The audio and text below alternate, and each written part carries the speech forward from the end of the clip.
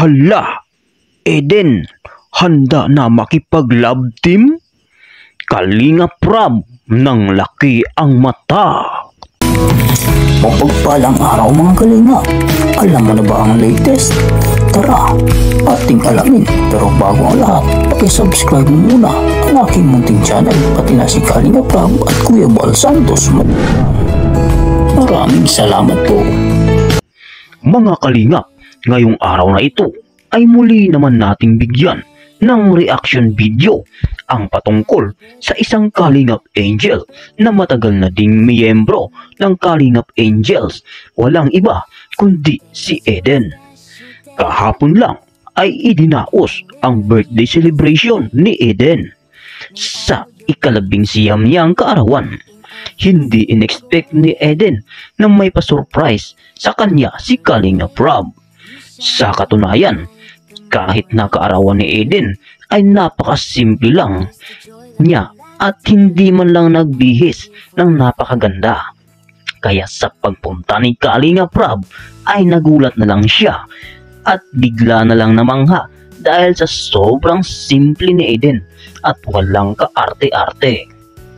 Kaya inanyayaan ni Kalingap Rab na isama si Eden at ipa-makeover para naman masubukan ni Eden ang ganitong bagay kahit paminsan-minsan lang. Naging napakasaya ni Eden at sa katunayan ay lumuluha siya habang binabati ng kanyang ina at ni Kalingap Rab na sobrang proud ng nanay niya pati na si Kalingap Rab sa mga achievements ni Eden sa school dahil mas pinagbutihan niya pa ngayon at may goal siyang hinahabol. Simple lang ang naging pag-celebrate sa kanyang kaarawan. May konting handaan at dumalo din ang ilan sa mga Kalingap Angels, si Ingkit, Melka, Beyonce at yung iba pang mga bagong Kalingap Angels. Kahit napakasimple lang ng selebrasyon ng kanyang kaarawan, pero ang saya ay makikita mo talaga sa kanyang mukha na napakasaya niya at lumuluha. Pero ang mga luhang ito ay tears of joy dahil sa hindi niya naman daw makakamtan ang lahat ng ito kung hindi dahil sa mama niya at kay Kalingap Rab.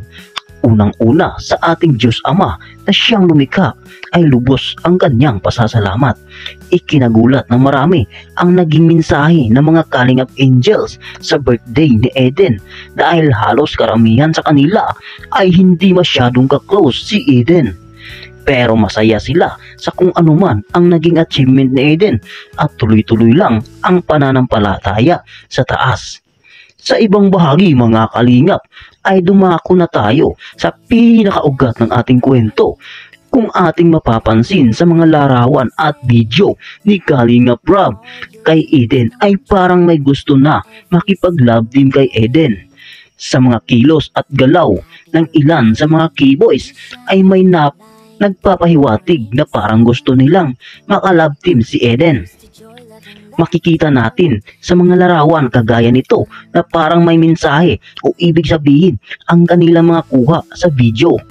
Ang tanong, papayag na kaya si Eden na magkaroon ng ka-love team? Kung papayag siya at tatanggapin niya ay magiging maganda ang kalalabasan dahil magkakaroon na siya ng maraming sponsor. Malaki ang maitutulong nito sa kanya at sa kanyang pamilya, lalo na sa kanyang pag-aaral. Medyo matagal na din si Eden bilang isa sa mga Kalingap Angels, kaya deserve niya talaga ng mga tulungan. Sa katunayan ay sinabi pa ni Beyonce na si Eden na ang susunod na mapapabahayan. Anong masasabi niyo mga kalingap? I-comment mo lang sa baba ang gusto niyong sabihin at ating babasahin isa-isa. Maraming salamat po. To God be the glory. And we're here to say, may all your dreams come true in every single way.